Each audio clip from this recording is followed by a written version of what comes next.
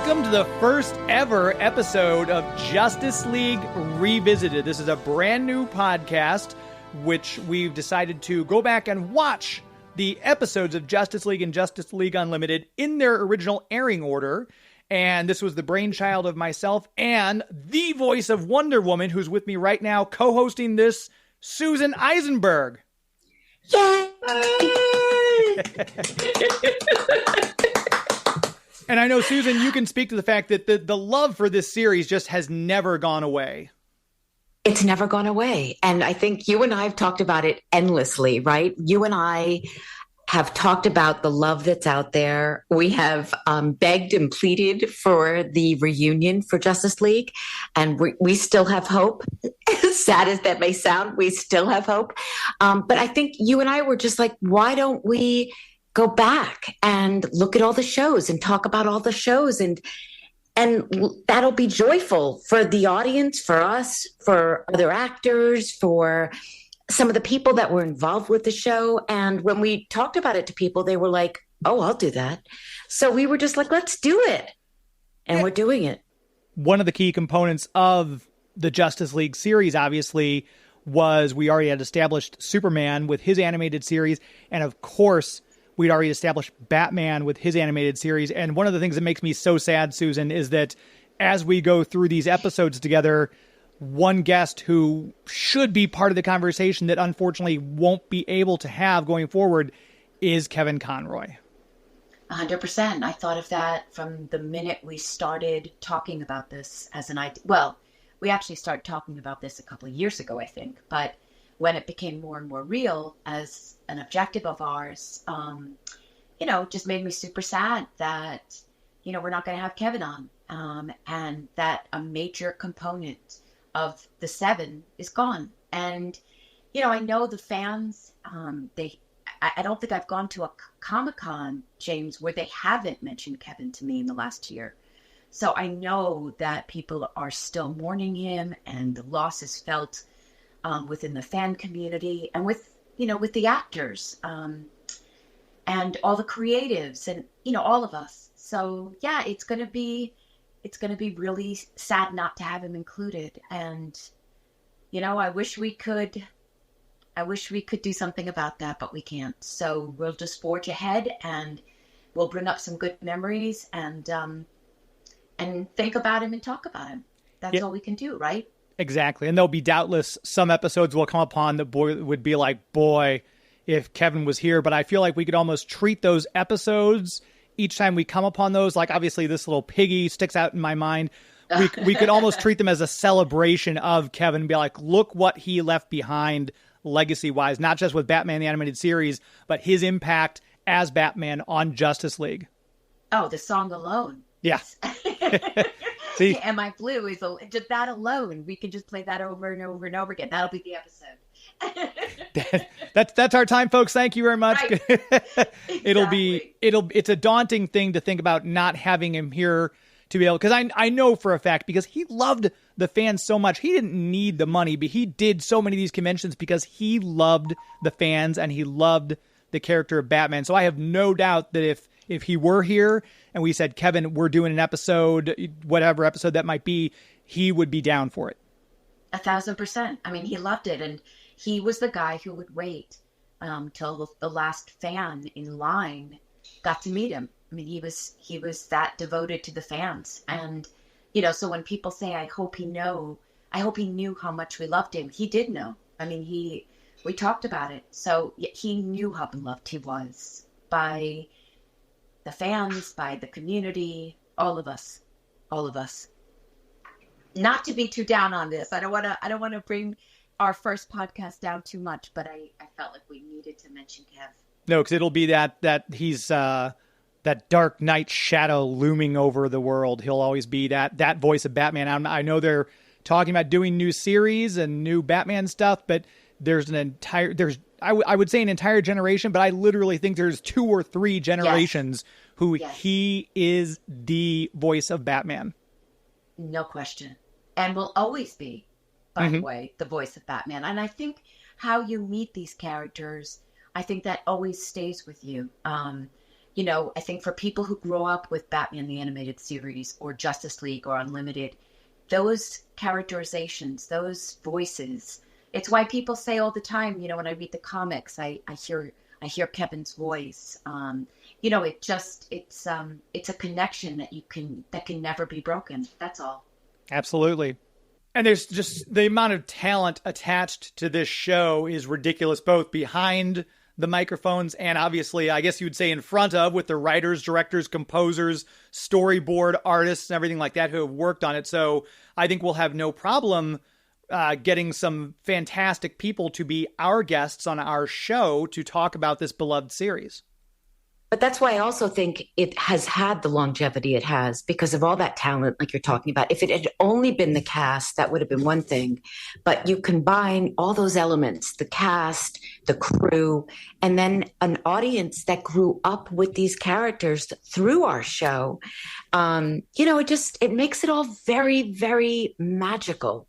And we wanted to revisit that magic, right? I mean, that's what we're doing. And we're going to bring everyone along with us as we go back. And I was like embarrassed to admit that there are probably a few episodes I haven't seen. I thought, okay, this will be so fun to even I haven't seen them in like 2 decades. So it was just, even watching the first episode, which we'll get to, it was like, it made me giddy. I was like, oh my God. I guess it would make we'll talk about that. It would make sense that you haven't seen them all because not every character was in every episode per se. So it would kind of make sense that you might not have seen them because it's like, well, I'm not in that episode. So, you didn't. Yeah, but I mean, yeah, except it's like, that's like getting a script and just looking for your part and not reading the whole script. You want to be that person that watches a show no matter what, because you're a fan and because you love the show and you believe in the project, not because, you have lines in it. Right. But that's why, I mean, I'm hoping you and we're going to just keep moving forward through this and there will probably be a lot of surprises. And especially the guest stars, that I'll have forgotten about or moments in the show that I'll have forgotten about. And I think it's going to be really fun to revisit that. And that's what's going to be such a great idea for the show is because obviously we've got me, who is just a huge fan. Luckily I've been so fortunate I got to interview all 7 of the original cast members for my show, Geek to Me Radio. And then also we've got you who voiced Wonder Woman in all these, not all the episodes, but the majority of the episodes. Obviously, you were always Wonder Woman. But then we're going to bring in people who worked on that to give their perspective too. So people who are listening to this podcast, you're going to get 3 different perspectives at least on the show that you who are listening, you loved just as much as we did as well. And with that said, let's bring in our special guest for our inaugural episode of Justice League Revisited. He directed the first part and the third part of Secret Origins because if they let him have his way, it would have been too much awesome for one particular show. Director Dan Riba. Dan, welcome to the show. Hey, thank you. Thank you for having me. It's wonderful. You were the first person. Susan and I thought about this and we're like, well, we're going to do it in order. Secret Origins. Oh, we have to have Dan. Boom, right out of the gate. We knew we had to have you. We love Dan. We love Dan. Not only is Dan like incredibly talented, but Dan is just game. You call Dan and you say, hey, Dan, we're going to be talking about Justice League. And he's like, oh, I'm in. Let's do it. When? What time? Blah, blah, blah. That's so sweet. I love that energy. Dan has that wonderful energy around him. And I know we talked about it before when I hosted the Justice League panel at ToonCon in Pasadena last year, I believe, almost a year ago. Yeah. And Dan came because Dan goes, hey, I want to go to this. I'm like, absolutely, you should go to this. So I went with him, and as we're walking around, he's introducing me to Frank Parr, and, Phil's glowing to see Dan. And I felt like with the prettiest girl at the prom going with the football captain to the dance. I mean, the way everyone just, Dan, look, it's Dan. Everyone was excited. Yeah, no, he's a star. And like when we wanted him to do the panel, he was like, oh, come on. That people aren't going to be that interested. And we're like, look at me. people will be thrilled and delighted to hear from you. And they were. I mean, how many questions did the guy get? Right? It was like a little annoying. It was a little annoying. No, I actually was bummed because I couldn't go out to lunch with you guys because I stayed behind because so many people came to and I'm like, well, I'm here for the fans. So, yes. Sorry, guys. Talk to you later. Yep. So. Yeah, and that just shows again that the fans know who was involved and have that love for not just the design of the show, the Bruce Timm animation, and the cast, but obviously the fans know, oh my gosh, that's Dan Riba. He directed this episode and this episode, and so it just again shows the amount of love there is for this show as a entire whole. 100%. So with that said, let's dig into Secret Origins. This debuted on Cartoon Network on November 17th, all the way back in 2001, which was just about 8 years ago, I think.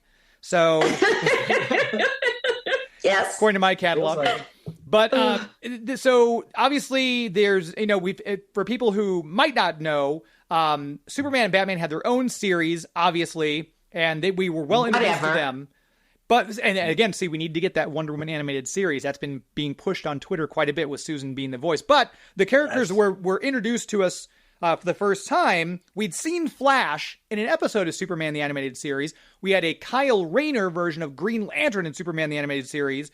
But this was our first introduction to Jon Stewart, to Hawkgirl, to Wonder Woman herself, and of course to Martian Manhunter. And I feel like Wonder Woman and Martian Manhunter, we got a glimpse of she's on Themyscira and, I've got to go help man's world. She steals the tiara and the lasso and goes... Is it really steal? Did I steal them? I think, is that the right word? Steal? It was your own culture, so you couldn't appropriate them. But I don't know what the term is. Steal seems a little, it seems a little harsh. Okay. Borrowed. Borrowed. You did return them in Paradise Lost, right? You tried yes, I did. to throw them back. So, but then obviously we get introduced to Jon Jones, Martian Manhunter, because Batman and Superman rescue him. And that's how the first episode ends on that cliffhanger is all the army shows up, but they're actually white Martians. So Dan, directing this one, how were you given the, reins to this? How did they say, here's the script, here's where we're going, take off? What was it like having the inaugural episode of this being handed to you?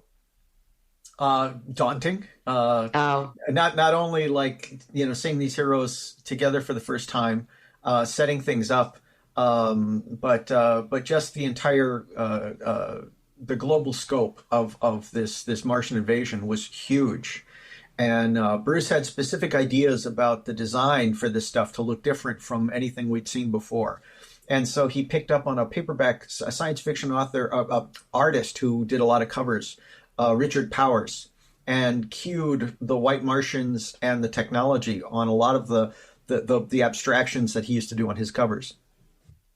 So that was one of the big things, and also scale and the scope of that invasion had to be big, and so it was pretty daunting to get all that stuff right, and we also had a lot of Martian in jokes and the characters' names. J. Allen, what was his name? Oh my gosh.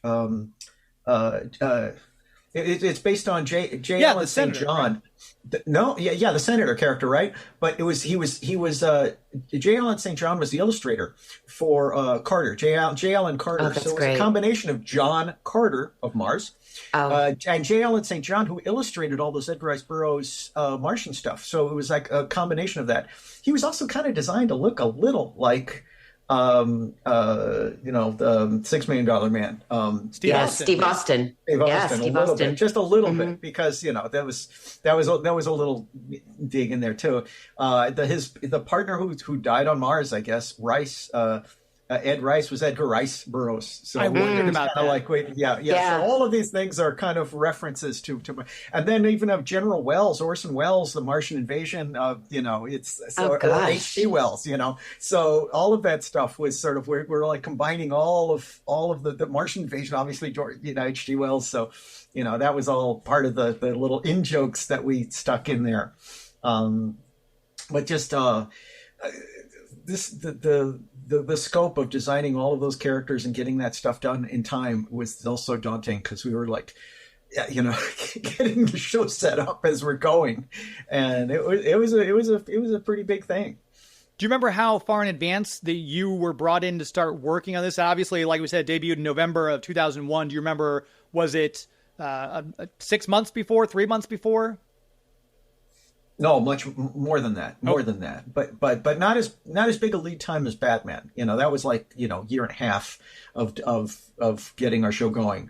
But it was a little bit more than that, because we had just like from when the show like was approved to go to like getting all the characters signed, and they were like, the way DC had the licensing for each character, it was difficult to it was like, I remember it's like, okay, we got Superman, we got Batman, those guys are in, but we'd have to like figure out our roster based on how the licensing deals with DC went, and Wonder Woman was the holdout. Oh, really? The Marston estate was like, there was a certain kind of deal that DC had to have to pay for her. So we almost had Big Barda. Oh, wow. Wow.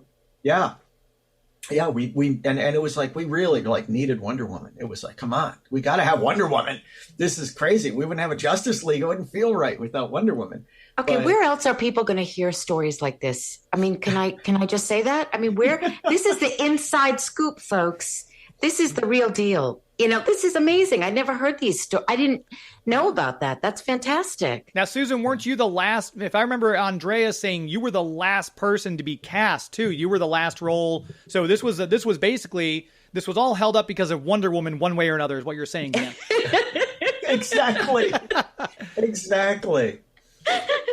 Yeah, well, I wouldn't know about that. I mean, I think you're right about the casting, and I know that I can't really speak to the whole casting thing, because I wasn't in those rooms, except for the room I was in when they had me there. So yeah, I don't really know the story of the casting of Wonder Woman. I didn't even know that. It was tough. It was tough. I know that lots and lots and lots of people were auditioning for it. And it was surprising how you'd think, oh, she should work out. That's a good actress. And it was just like, some just didn't have the vocal quality we needed. There was something about, when you came in, it was like, oh, Pinchas, we got it. We got it. This is it. She's it. She's got the voice we needed.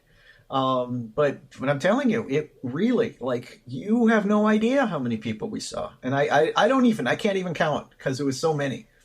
Well, I know it was one of the luckiest days of my life. That's for sure. And ours too.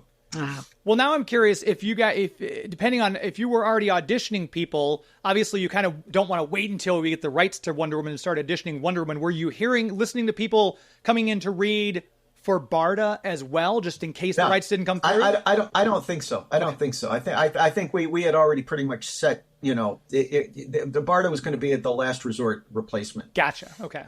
It's funny, because Gary Cole, I remember how much publicity we did with him in the early days of the show. We did a lot of publicity for the show and for its premiere, and we had all these photo shoots, and Gary was part of the photo shoots. And then it was like, wait, where's Gary? Gary's gone. Gary's the villain. But I can remember all of us with Gary doing a ton of publicity. And it just brought it back. All of that, it's like when I think about Jason Marsden doing Snapper Carr. I know. And how brilliant he was in that part. He really was. Oh, he was so good. I mean, every single time he would do, this is Snapper, I would get goosebumps, every single time. I loved it. It was so fun revisiting that aspect to it. And I have to tell you, just in watching the show again, seeing the introduction of Martian Manhunter was so beautiful and well done and emotional. Like it was really intense. I loved it. And knowing the character as well as I do now, and also the actor, can I just say, Carl Lumley is just the loveliest man on the planet. So all those combinations, it felt so special rewatching it. I loved it. Well done. One of the things I noticed, and I noticed this with a lot of series, is, you watch an episode from the first season. If you go back and revisit it after having gone through the whole season and you have some of your favorites at the end of the series, you go back, how much the voices themselves changed. I feel like, Susan, you had much more of a commanding tone in the latter season. Because, again, just like any other actor finding a part, for example, right off the top of my head, Kramer is not the same Kramer in season 1 and 2 of Seinfeld as he is in season 7 of Seinfeld. So obviously the voices evolve as well. But you mentioned Carl Lumley, which struck me is he was a little bit more withdrawn. And obviously we're just introduced to this character. He was just freed from captivity. But when he comes back in that final episode where he's the man on the Great Wall of China with his wife, and he turns into that huge dragon, and Susan looks and goes, Hera, when she sees how he takes out all those people. It's just amazing how the voices change. When you were watching this first episode again, Susan, did you notice that of yourself? Oh my gosh, it was so difficult. I have to say, because, you tell people all the time how important an imagination is, because you have to visualize these things in your head. You're not actually on location in Themyscira. They don't have the budget. So you have to create that for you. And that's what Andrea Romano does. She puts you in that space and she helps for you to feel that you're there. And the script obviously does that.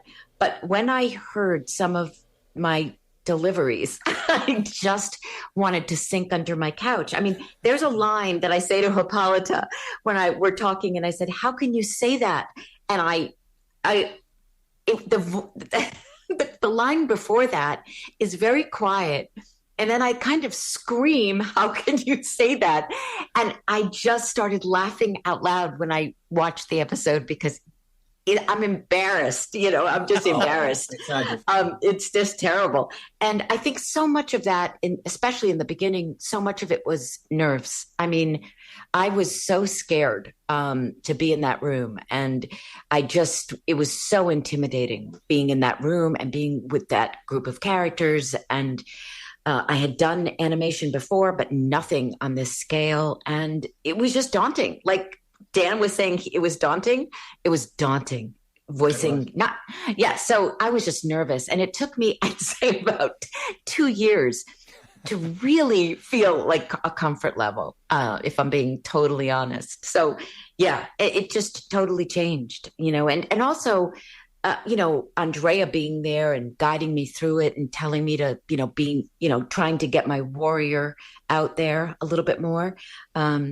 And then some lines I was like, oh, that's kind of cute how I delivered it, So it's a mixed bag, I'd say. I just thought it was fun to hear you say, Hera, give me strength for the first time. And I was like, oh, you've delivered that line so many times, and there's always something different, and there's always a little different intent, pertaining to the script. But it was really cool to go, well, I think that's the first time she says this. It is so neat. It is. And I can't tell you how many times I've written it on autographs, because that's what people want to hear. And I wish I'd put a little bit more into it when I said it for the first time, because it seemed a little mild. But, it's like when I was watching, I thought, gosh, I wonder if when Dan's watching this, is he looking at these scenes saying, oh, wow, okay, I would have done that different, or I love how I did that. What were your thoughts on that, rewatching it? My thoughts were that for the most part, the action works fantastic. There's some really great stuff. The Martian stuff in the beginning, Joaquin Dos Santos, who co-directed the recent Spider-Man film. Yeah. That was his first board for Warner Brothers. He had boarded before for Sony, but this was his first for us. And he just knocked it out of the park. That was phenomenal. And it's like Adam Van Wyck did so much of the action and it was phenomenal stuff. Brett Blevins did the Batman with the dog, the alien dog stuff. There were so many wonderful moments that were really scary. I mean, that's the other thing. We were like pushing the fear factor and the gross stuff that was like, and Cartoon Network let us do it. So they encouraged us to make it as intense as we possibly could. So we went for it. And I'm a comic book fan, obviously. I have been ever since I was a little kid. I was collecting at the time, and when it came out in 1997, they relaunched JLA as a comic book series. And the 7 at the time were the same, except we had Aquaman instead of Hawkgirl. I think we had Kyle at the time instead of Jon Stewart. So, but the plot of the first 5 issues is the same, slightly different. White Martians come, they show up as superheroes because they can shift form just like Jean can. They show up as superheroes, and then Batman realizes something's off about these guys, figures out their secret thing. He looks like he's been killed because they take his bat plane down, but he realizes they didn't come into the wreckage because fire is their weakness, just like you guys did sunlight. So I'm curious how much of this, and I don't know how much you can speak to it, Dan, how much of this first 3-part Secret Origins was influenced by that comic book that had just come out 4 years earlier. Well, I would imagine, it's not like we had the comics with us while we were boarding and all that stuff. We were going off the script. You'd have to ask Rich, okay? Because I'm sure that's where it came from. Yes, that's where they were pulling from stuff from the recent comics, and it made more sense because we just had to make some kind of global event to bring these characters together. So the Martian invasion just seemed like a natural and something we hadn't done before. So. And you mentioned action before. I couldn't get over how action-packed those are 2 things that jumped out, how scary it was and how action-packed it was. I just thought, wow, this is riveting. And, that's not my fandom, but I was riveted because I also know the people who created it. So it was like such respect for what you did there. I mean, really, wow. Yeah, thank you. It was tough, and people were just like giving everything to make it as good as we possibly could. So I remember George Newbern, who plays Superman, who voiced Superman. He always says when we're interviewed or at panels, he always talks about how much he was electrocuted in that first season. And I have to say, poor George, he really was electrocuted a lot. Yes, I mean, my God. I was about to say. now this is a story you won't get on other podcasts, boys and girls, but Dan Riba was telling me before we went in that Andrea Romano actually had a cattle prod that she would use to zap so. Don't you remember that, Susan? Hey, listen. More like a joy buzzer, but That's so funny. That's so funny. It's amazing because there were so many. I was listening for this because now that I've talked to so many people related to the shows and this particular DC animated universe, that there be all those oofs and ahs and and every single one of you got zapped, hit, punched, blasted, or something. So is that a hard? I don't want to say it's a line, but is that a hard thing to do, Susan? To emote like, okay, you've just been punched in the gut by an alien with a huge pincer for an arm. Make the sound. Go. I think for some people it's harder than for other people. I think some people are naturals at it. Yeah. I was not a natural at it. Mostly, you have to really lose your self-consciousness. You have to really just throw it all out there. You're going to look silly and you're going to have your arms flailing, and it doesn't matter. Just go for the sound, go for the experience. And Andrea was brilliant at really just walking me through that and directing me through that. And I got to the point where I really enjoyed it, especially when you had a string of action. You jump and then you fall and then you get hit and then you get punched and then you have to throw a punch. You have to choreograph all of that to picture. And there's something very satisfying about being able to do that well. And when I started, it was... I think for George and I, we were like, I'm sorry, what? What do we have to do? What do we have to do? And then you just really, lean into it and enjoy it and give into it. So yeah, it was a work in progress, I would say. What I remember also was really cool was that by the end of the series, I remember, I can't tell you which actor it was, who you were advising, but at one point you actually helped somebody with that. You remembered how hard it was to start that, and you actually were giving somebody advice. And I thought, Now, this is so cool, because you're so good at it, and you nailed it, and Thank you. You're actually like helping others, with it, because you remembered how tough it was to. Well, and I think it's not only tough, it's scary because you don't want to do it wrong, and I think that's the hardest thing about sitting in that room is to just feel like, one, you belong there, and two, that just like I said, to lean into it, and you can try. Like, there are so many, it's like a loop group, there are times you're going to do something and it's not going to be right. And the director's going to say, yeah, not so much. That's okay. I think you just have to go for it. And I think for some people that's a little harder and it takes a little longer.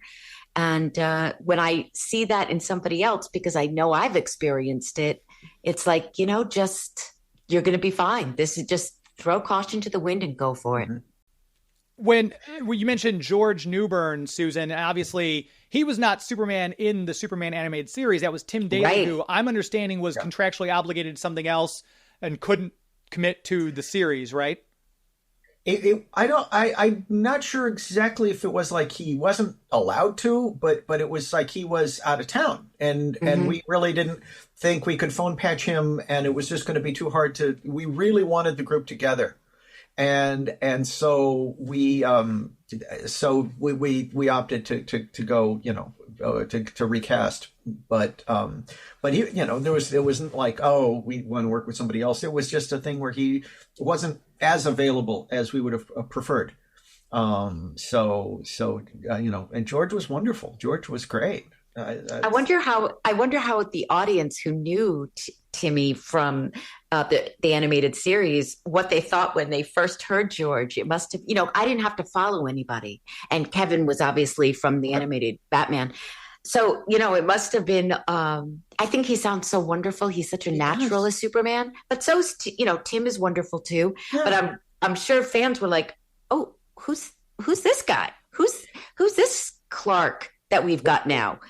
James, what do you think? Because I didn't honestly, notice the I think they're difference. so close. They are so close. Their vocal range is so close. He nailed it. I did not have cable, so I was watching all of these a couple of years removed when the DVDs would come out, because I'm like, oh, I have to see this. It's the Justice League. So I'd buy the DVDs at Best Buy, and I'd go home and watch them. Then obviously when the collections came out, but now everything's streaming, so everybody luckily has access. But at the time, I was a little bit far removed from Superman the Animated Series. So when I'm buying the DVDs in 2004, I guess, and watching these, I did not know that it was a different actor. As far as I know, and Andrea said that, Andrea says we felt so lucky that George was so close in timbre and tone to Tim that we were able to just go for it. And what was funny was, like, it wasn't like we ran a bunch of episodes for him. Hey, sound like this guy. It wasn't like he was doing an impersonation. That was just his voice. So, we lucked out. Yeah, and he's just so natural at it when he's like, doing those big speeches. It just sounds so sincere. Yes. It's hard to do that when things can be very corny, or can be like feel too corny. He just brings such a sincerity to it and an earnestness to it, like Superman. Exactly. Big fan. Yeah, early on in, I think, the first part of Secret Origins, where it picks up, Superman is helping to de-arm countries around the world because they're trying to make the world safer. And little do we know until later, it's at the behest of these white Martians posing as world leaders that's causing Superman to take all the nukes and all the missiles out so they can't defend the Earth. But he just, when he gets up in front of the UN and gives that speech, it's just, you would think it's Christopher Reeve come back and delivering that speech. George embodies the ideals of Superman just in the tone of his voice, much like Susan does with the royal carriage of Diana. It's just the voice cast is beyond compare, period. Right. No, it was. And Maria was wonderful as Hawk. It was like, that was like, oh my goodness. So good. Yeah. I mean, obviously, Michael was the definitive Flash. He was fantastic. And Phil's Green Lantern was amazing. We just really just, there was just a wonderful cast. Michael's personality is such a perfect match for Flash. I mean, just that playful, boyish, troublemaker, but heart as big as all get out. He's perfect. Maria, listen, I've been so vocal. I'm such a huge fan of hers as an actor. I just think she brought her acting chops are beyond compare. What really struck me about Phil was, with Green Lantern, was he was kind of a jerk to Wonder Woman. Like he was, he was kind of a jerk. And I was like, wow, I didn't remember Rookie. And I know he was. Wow, what a chip on his shoulder. Well, the Marine thing, that's the thing. That's absolutely where that comes from. It's like, not the Marines are jerks. I mean, just mean that, but it was just in terms of that sort of regimented following orders, military training, all of that mentality, that he didn't know if he could trust her. For those Marines who might be listening, you can direct your hate mail to Dan Riba at... I clarify. I know Marines are wonderful people. I know that. And we go back to Michael for just a moment. He was also a replacement because it was I had it written down here. Charlie Schlatter did him in Superman the Animated Series. Yes, and also I think we got Wally West because at the time in comic books Barry Allen was still dead. So you guys obviously went with Wally for that reason, but exactly. Michael, Wally West is my Flash. That's the one I grew up reading comic books when Wally was already the Flash. Barry had passed away in Crisis. And I'll tell you what, for my money, no one has nailed Wally West as well as Michael Rosenbaum. Right. And the fact that he could do Lex as well, right, in Smallville, it's just astonishing to really and by the way, that whole sentence you just said, James, about Wally and all these other. This is why I had to do the podcast with you, because I don't know what you're talking about, and it's fine. It's all good. But it's like, this is why, you bring the geek to this podcast, and this, you know what I mean? Yeah. Right? I'm the comic book guy who kind of goes with the backstory. Susan's obviously the voice and the muscle of the whole thing. And then we've got the pretty face who's Dan. Right. But this is, and Dan's the good looks, but this is why we needed. Right? It's good pairing, I think. Yeah, I mean, we've talked so long about doing this, Susan. It's just the perfect, I think, storm there's no new Justice League content. I mean, they're sleeping on not having something back. Justice League versus Fatal 5 was great, but it wasn't the entire cast. Again, if we go down that rabbit hole, though, we'll go down a whole different... we could segue and talk about that for another 2 hours, but hopefully everyone who... And we have. Yeah. Susan and I text back and forth, stupid Warner Brothers. But in all seriousness, though, I'm hoping people who are listening to this are enjoying this so far. And we want to point out, too, that any of you have questions, because next episode, we're going to be doing them in chronological order. So we'll be doing Blackest Night, which is obviously, that's the origin. We get the behind the scenes for Phil Lamar's John Stewart Green Lantern character, which shows up in Secret Origins, but never gets that backstory. We'll be treated to that in the next episode. So if any of you have any questions, you can get us on social media. Our account for the show is at OG Justice League. If you have questions, if you're like, hey, when you do this episode, try to get this guest.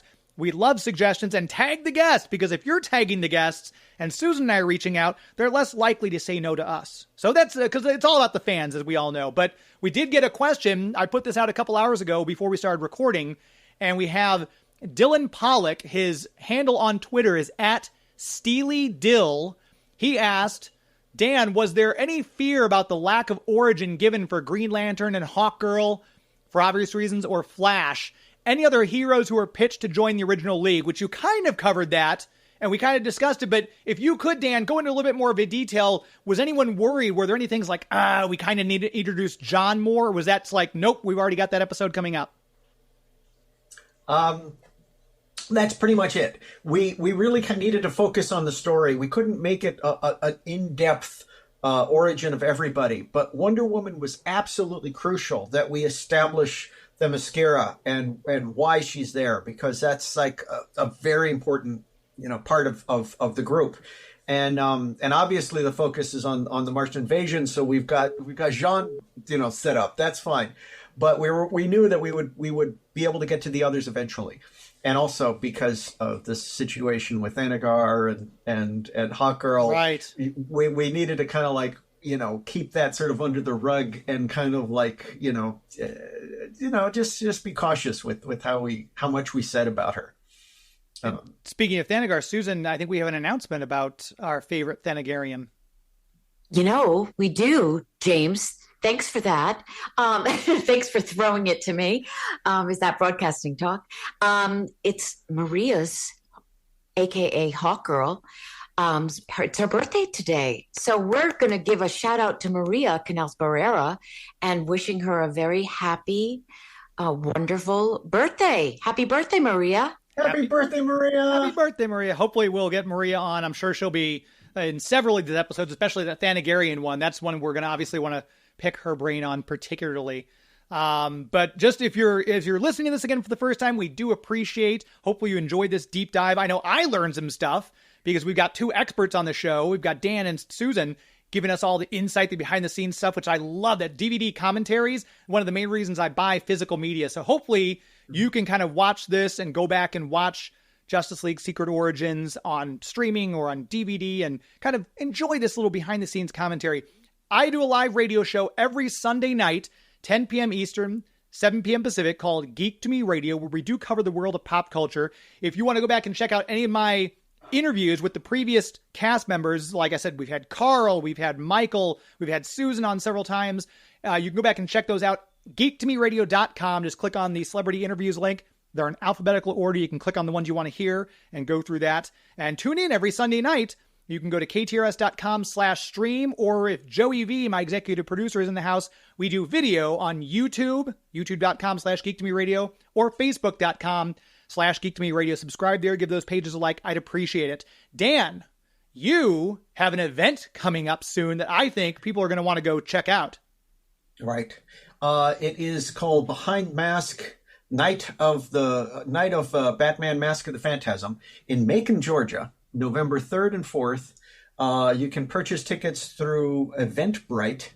And Alan Burnett, Kevin Altieri, myself, and Brad Rader are going to be there. Wow! And we'll be there answering questions and talking about the movie. And it's a screening. 2-night screenings for wow! How for cool is that? It really is. It's really, really cool. So I'm thrilled, and it'll be a lot of fun. There was a misprint in that advertisement for this screening because it said the 30th anniversary. This only came out 10 years ago, Dan. I'm confused. Because as we just discussed, the 90s was just 10 years ago. Come on. Absolutely. Oops. That's hard to believe. 30 years have gone by since I remember seeing that in the theater my senior year of high school. I mean, I went and saw it twice because I'm like, this is incredible. But to be 30 years removed from that, what an amazing movie that was. I'm stunned that you got to see it twice because in the Los Angeles area, it was only playing as a matinee. Oh. So it was a tough thing to find. It was a tough ticket. Yeah. Yeah, because it was they had a couple of ads on TV, and it was Christmas Day, it's going to be there, and we couldn't find, because they were like pushing some big live action thing, and so they didn't want to be bothered with this kiddie movie. Yeah. So it was like, oh, it's so annoying. Yeah, Village Square Cinema. I saw it twice. I went 2 days in a row because I'm like, I got to go see that again. They were playing Village Square Cinema is no longer there, but obviously 30 years later, people are still wanting Batman: The Mask of the Phantasm. That's great. Awesome. And I think it's been proven who does the difference between live action and animation, who's better at it. Without a doubt. I think history has shown us, right? Yeah. Maybe. Yeah. And with your stuff, I know you're working on some stuff too. I'm not sure how much of it you can talk about, Dan, but if people want to keep up with you more, if they want to find out more about you, you're on Facebook. Websites, social media handles other than Facebook? I have danriba.com, which has some comments, you can contact me through that. It's rudimentary. You can see, my work and stuff through there. danriba.com. And what else? And I'm doing some commissions for CGC. Yes. Still. Wow. So, amazing. Yeah. So we still have a few more weeks of it's. I think they might be extending it, but it's till October 6th or so. They might extend it. So hurry if you want to commission from me to do a illustration cover, blank cover, whatever. Send those blank covers in, folks. Send them into CGC and have Dan. I mean, I remember last year being blown away. You were doing daily those sketches on, I believe, Post-it notes of Man Bat and Clayface and Scarecrow all through the month of October. It was brilliant to see them all the time. Yeah, it was a lot of fun. And Susan, obviously you're very active on social media as well. People want to keep up with you. Talk about that a little bit. Okay, so they can reach me at, I have a website, SusanEisenbergVoice.com.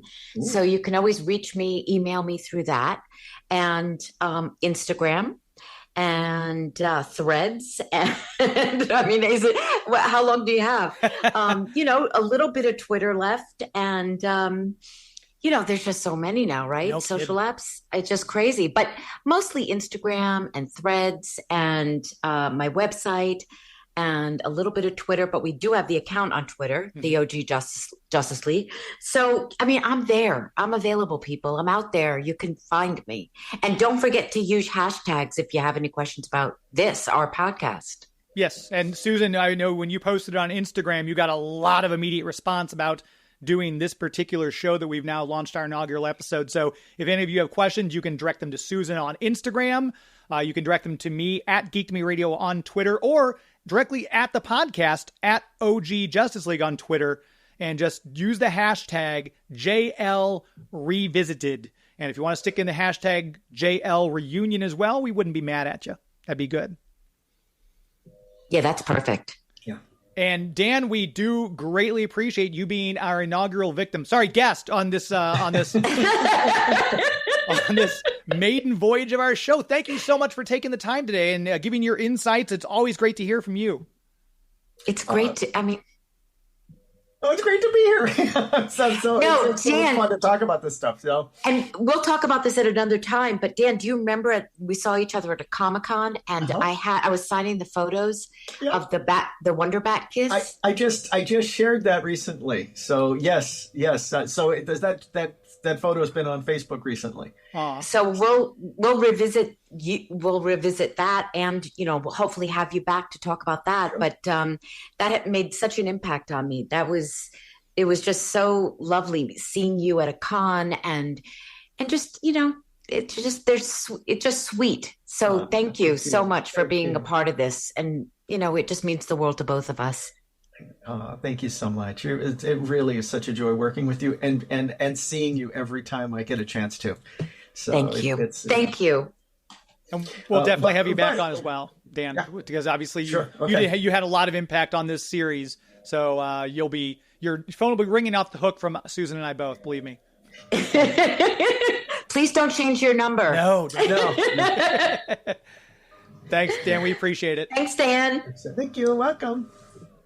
So, Susan, our first episode is under our belts. What do you think? I'm very pleased. I mean, I thought it went really well. What do you think? No, I liked it. So you're okay with everything I did? You're going to keep me on as your co-host? Well, it depends. Are you going to keep me on as your co-host on your radio program? Well, of course, that's a given. I mean, that's just goes without saying. Well, come on.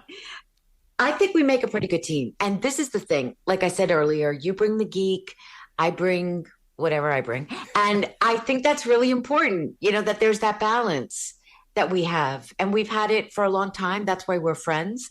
And, I'm excited.